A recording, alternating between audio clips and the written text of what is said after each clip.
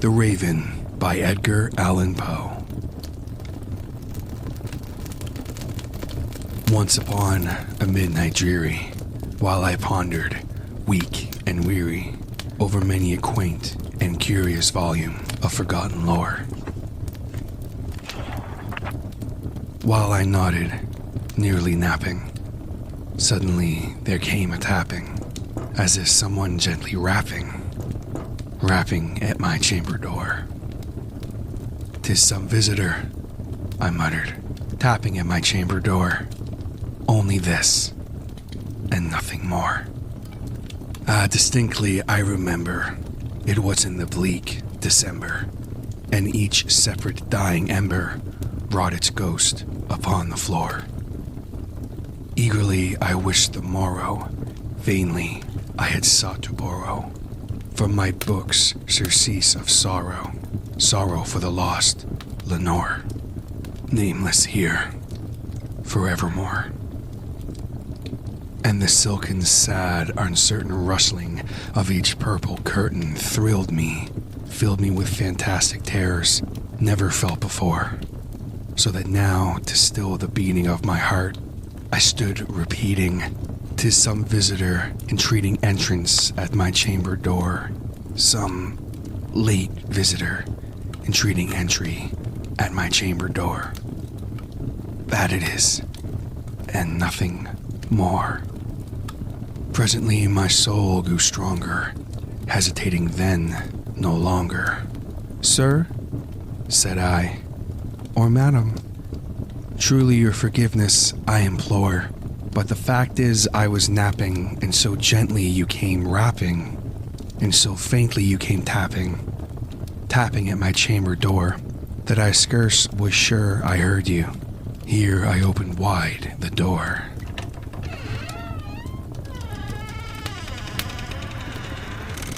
Darkness there, and nothing more. Deep into that darkness, hearing, long I stood there wondering, fearing, doubting, dreaming dreams no mortal ever dared to dream before, but the silence was unbroken, and the stillness gave no token, and the only word there spoken was the whispered word, "Lenore." This I whispered, and an echo murmured back the word, "Lenore." Merely this, and nothing more. Back into the chamber turning, all my soul within me burning. Soon again, I heard a tapping, somewhat louder than before. "Surely," said I, "surely that is something at my window lattice. Let me see, then, what there that is, and this mystery explore. Let my heart be still a moment, and this mystery explore. 'Tis the wind, and nothing more." Open here I flung the shutter, when with many a flirt and flutter, in there stepped a stately raven of the saintly days of yore. Not the least obedience made he, not a minute stooped or stayed he, but with thine morn of lord or lady perched above my chamber door, perched upon a bust of Pallas just above my chamber door, perched and sat, and nothing more. Then this ebony bird beguiling my sad fancy into smiling, by the grave and stern decorum of the continents it wore. "Though thy crest be shorn and saven, thou," I said, "art sure no craven, ghastly, grim, and ancient raven, wandering from thy nightly shore. Tell me what thy lordly name is on the night's Plutonian shore." Quoth the raven, "Nevermore." Much I marveled this ungainly fowl to hear discourse so plainly, though its answer little meaning, little relevancy bore. For we cannot help agreeing that no living human being ever yet was blessed with seeing bird above his chamber door.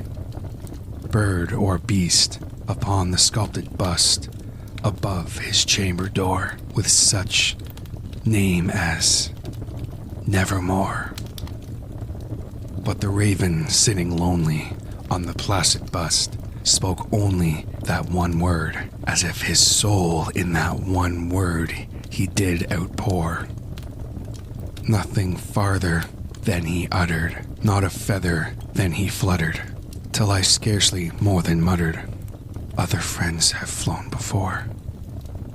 On the morrow he will leave me, as my hopes have flown before. Then the bird said, Nevermore.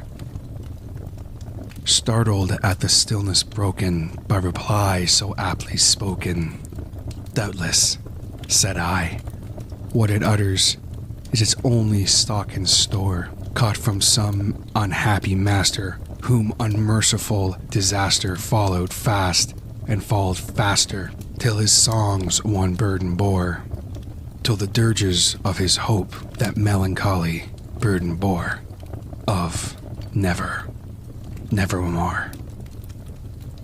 But the raven, still beguiling all my fancy into smiling, straight I wielded a cushioned seat in front of the bird and the bust and door. Then, upon the velvet sinking, I betook myself to linking fancy unto fancy, thinking what this ominous bird of yore, what this grim, ungainly, ghastly, gaunt, and ominous bird of yore meant in croaking, Nevermore. This I sat engaged in guessing, but no syllable expressing, to the fowl whose fiery eyes now burned into my bosom's core. This and more I sat divining, with my head at ease reclining on the cushion's velvet lining that the lamplight gloated o'er, but whose velvet violet lining with the lamplight gloating o'er she shall press, nevermore.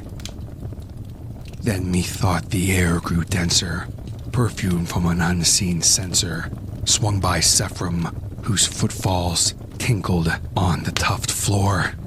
Wretch, I cried, thy God hath sent thee, by these angels he hath sent thee. Respite, and nepenthe from thy memories of Lenore. Quaff, oh quaff, this kind nepenthe, and forget this lost Lenore. Quoth the raven, Nevermore. Prophet, said I, thing of evil, prophet still, if bird or devil, whether tempest sent or whether tempest tossed thee ashore, on this home by horror haunted, tell me truly, I implore, is there balm in Gilead? Tell me, I implore. Quoth the raven, Nevermore. Prophet, said I, thing of evil, prophet still, if bird or devil, by that heaven that bends above us, by that God we both adore, tell this soul with sorrow laden, if within thy destined Aden it shall clasp a saintly maiden, whom the angels name Lenore. Clasp a rare and radiant maiden, whom the angels name Lenore. Quoth the raven, Nevermore. Be that word our sign of parting, bird or friend, I shrieked, upstarting. Get thee back into the tempest and the night's Plutonian shore. Leave no black plume as a token of that lie thy soul hath spoken. Leave thy loneliness unbroken. Quit that bust above my door. Take thy beak out from thy heart, and take thy form from off my door. Quoth the raven, Nevermore. And the raven, never flitting, still is sitting on the pallid bust of Pallas, just above my chamber door, and his eyes have all the seeming of a demon's that is dreaming, and the lamplight o'er him streaming throws his shadow on the floor. And my soul from out that shadow that lies floating on the floor shall be lifted nevermore.